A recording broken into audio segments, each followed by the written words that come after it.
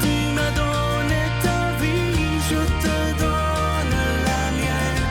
Dans le froid de la nuit, mon cœur t'appartient.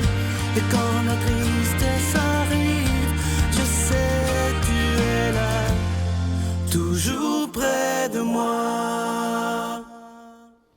Bon jeudi, bienvenue à votre émission La Victoire de l'amour. Aujourd'hui, comme on le fait tous les jeudis, on rejoint notre ami Simon et l'homélie avec le Père Michel Marie de Paris.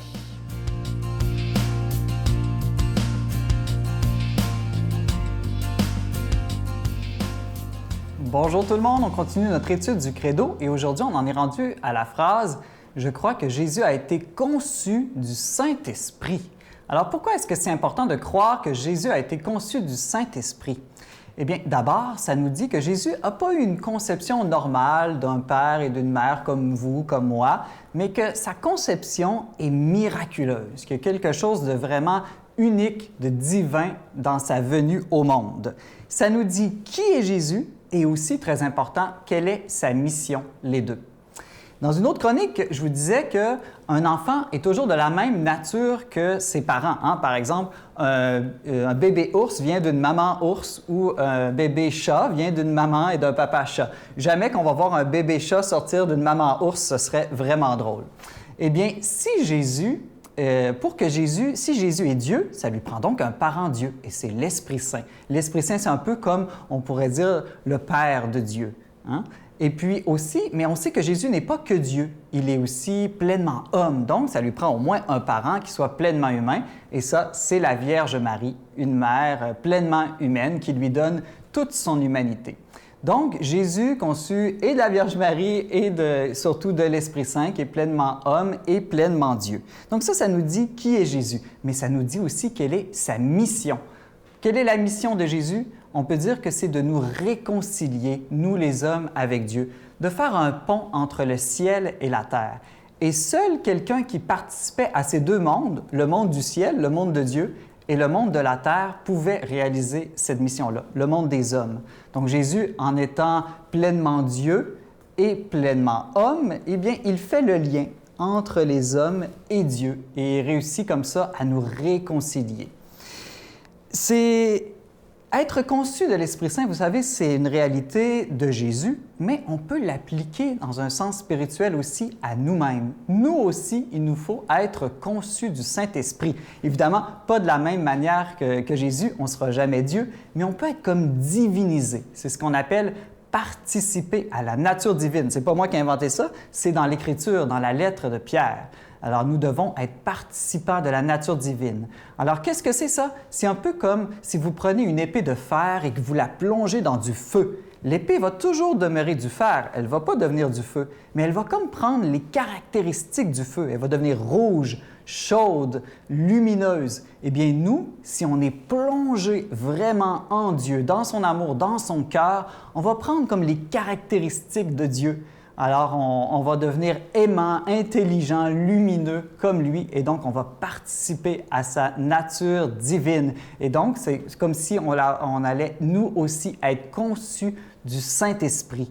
Et je vous donne un petit truc pour être conçu du Saint-Esprit, bien, il faut faire comme Jésus. Où est-ce que Jésus a été conçu du Saint-Esprit? Dans le sein de la Vierge Marie. Alors, il faut se plonger, nous aussi, par la prière dans le sein de la Vierge Marie. Et c'est là que le Saint-Esprit va pouvoir nous recréer par sa grâce et faire de nous comme des petits dieux d'une certaine manière. Alors, priez beaucoup aujourd'hui la Vierge Marie. Notre Père qui es aux cieux, que ton nom soit sanctifié, que ton règne vienne, que ta volonté soit faite sur la terre comme au ciel. Donne-nous aujourd'hui notre pain de ce jour. Pardonne-nous nos offenses comme nous pardonnons à ceux qui nous ont offensés. Ne nous laisse pas entrer en tentation, mais délivre-nous du mal, car c'est à toi qu'appartient le règne, la puissance et la gloire pour les siècles des siècles. Amen. Mon Père, je m'abandonne à toi. Fais de moi ce qu'il te plaira. Quoi que tu fasses de moi, je te remercie.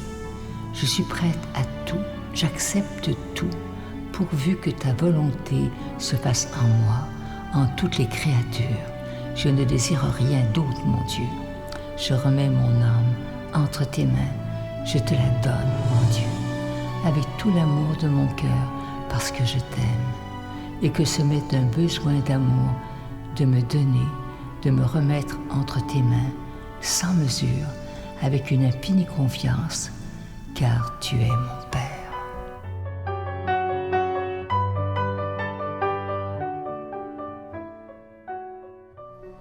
Je vous parle encore une fois de ce magnifique cadeau du mois. Il est tellement beau, c'est vraiment un véritable bijou. Il s'agit de la croix lumineuse de la résurrection en acier inoxydable, donc ça ne ternira jamais. C'est hypoallergène, c'est orné de petits zircons et ça inclut la chaîne et c'est déjà béni.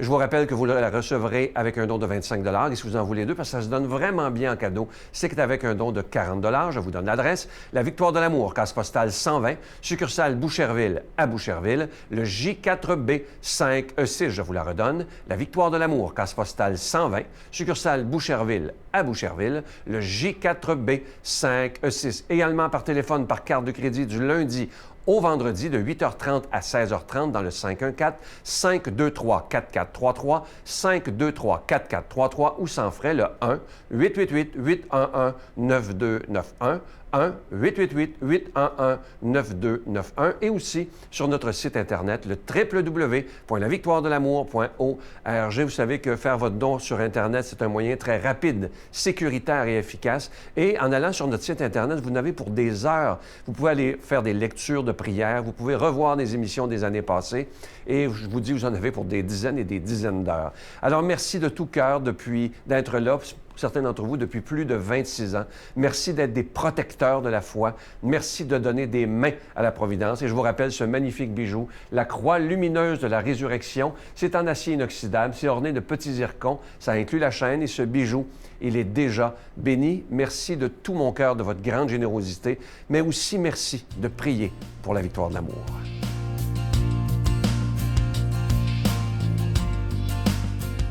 Mon Dieu, donnez-moi la sérénité d'accepter les choses que je ne peux changer, le courage de changer les choses que je peux et la sagesse d'en connaître la différence. Amen.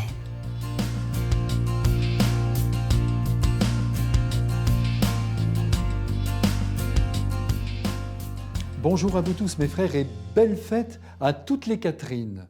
Évangile de Jésus-Christ selon saint Jean. En ce temps-là, après avoir lavé les pieds de ses disciples, Jésus parla ainsi. Amen, amen, je vous le dis, un serviteur n'est pas plus grand que son maître, ni un envoyé plus grand que celui qui l'envoie. Sachant cela, heureux êtes-vous si vous le faites. Ce n'est pas de vous tous que je parle. Moi, je sais quels sont ceux que j'ai choisis, mais il faut que s'accomplisse l'Écriture. Celui qui mange le pain avec moi m'a frappé du talon. Je vous dis ces choses dès maintenant, avant qu'elles n'arrivent. Ainsi, lorsqu'elles arriveront, vous croirez que moi, je suis. Amen, amen, je vous le dis, si quelqu'un reçoit celui que j'envoie, il me reçoit moi-même. Et celui qui me reçoit, reçoit celui qui m'a envoyé.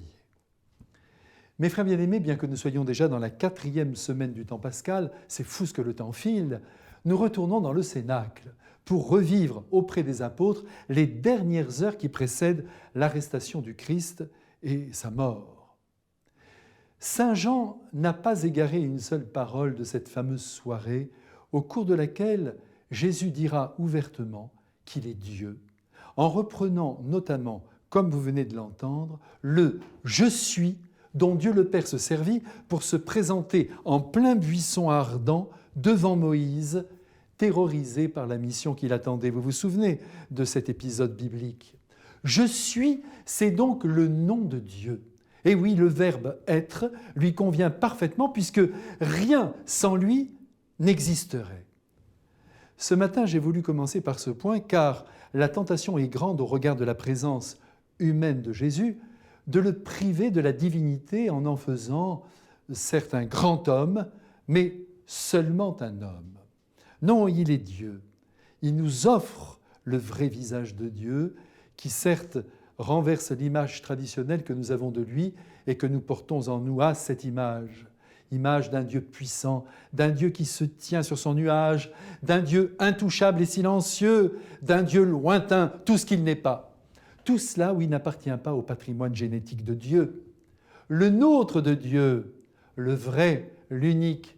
Il vient de se lever de table, de prendre le torchon de la cuisine pour le nouer sur ses reins avant de laver les pieds de ses amis, y compris de celui qui a l'intention de le trahir pour un peu de monnaie sonnante et trébuchante. Et il est vrai qu'elle le fera trébucher, cette monnaie, et que jusqu'à la fin du monde, le nom de Judas sonnera négativement. Essayez à présent avec moi de mesurer le geste du Christ et de vous en émerveiller. Regardez-le comme il est beau, comment il lave avec soin les pieds sales de ses apôtres. Et ce sont ces pieds-là dont Dieu s'occupe, les pieds sales. Il les purifie, il les répare, il les inonde de l'eau de sa tendresse. Et en les essuyant, il donne une sacrée leçon au monde. Certes, aux plus puissants de la terre, qui par leur soif d'argent, on y revient, dominent les hommes et mangent souvent sur leur dos, mais aussi à nous tous, il donne une bonne leçon, à nous qui souvent accordons la part du lion à nos égoïsmes. Ah, que voulez-vous, demeure en nous, malgré notre croyance en Jésus, un égoïsme foncier, presque indécrottable, qui nous détourne d'ailleurs du chemin d'amour et de donation de nous-mêmes. Il est donc bon pour nous de regarder le Christ agir, lui qui est le modèle des modèles et qui incarne Dieu dans ses attentes sur l'humanité. Aussi, écoutons-le. Le serviteur, dit-il, n'est pas plus grand que le maître. Autrement dit, ne nous prenons pas pour des maîtres. Notre maître, c'est le Christ seul. Et lui, d'ailleurs, joue la carte du serviteur, la carte du valet de cœur. Alors, ne nous mettons pas au-dessus du Christ. Lavons donc les pieds de nos frères le plus concrètement possible, en nous mettant au service des autres, en réalisant leurs désirs, en les soutenant de notre générosité, en les entourant de notre tendresse, de notre amour. Aimer, ce n'est pas simplement prononcer des mots d'amour, c'est se mettre à genoux devant la détresse des hommes, en faisant tout pour y remédier. Catherine de Sienne, dont c'est la fête aujourd'hui, par son amour fou du Christ, qu'elle appelait son époux, et c'est vrai qu'un jour, il avait glissé à son doigt un anneau nuptial, eh bien, cette femme, elle se rendait au chevet des malades et des pauvres pour les soigner, pour les armer de foi, pour les consoler aussi, pour leur redonner confiance en la vie présente et en la vie éternelle. Oui, si l'on veut donner une preuve d'amour au Christ, il faut servir nos frères les hommes. Il n'y a pas d'autre chemin à emprunter. Avec Sainte Catherine, que Dieu nous bénisse maintenant tous, au nom du Père et du Fils serviteur et du Saint-Esprit. Amen. Je vous salue Marie, pleine de grâce. Le Seigneur est avec vous. Vous êtes bénie entre toutes les femmes, et Jésus, le fruit de vos entrailles, est béni. Sainte Marie, Mère de Dieu, priez pour nous pauvres pécheurs, maintenant et à l'heure de notre mort. Amen.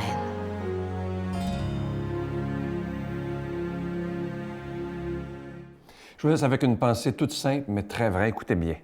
J'ai appris à m'éloigner des gens et des situations qui menacent ma paix intérieure et mon respect pour moi-même. Et ça, c'est tellement, tellement vrai. C'est pas de l'égoïsme. Parfois, il faut savoir s'éloigner de certaines personnes, malheureusement, pas en les détestant, mais en disant « tu viens briser ma paix, tu viens briser quelque chose en moi, et pour mon bien, il est mieux que tu t'éloignes. » Et ça, je pense qu'il faut s'aimer soi-même. C'est pas de l'égoïsme. Jésus dit dans l'Évangile « aime ton prochain comme toi-même. » Il faut s'aimer, sinon on ne peut pas aimer les autres. Je vous souhaite une belle journée. À demain. Bye. Je suis croyant et à tous les soirs que je finis un spectacle, même si je ne chante pas ce soir-là, où je vais chez moi, au coin de la rue, il y a une croix du chemin et à toutes les fois que je passe, je lui dis « Merci mon Dieu ». Il y a une étoile pour vous. Il y a une étoile pour chacun de nous. Il y a une étoile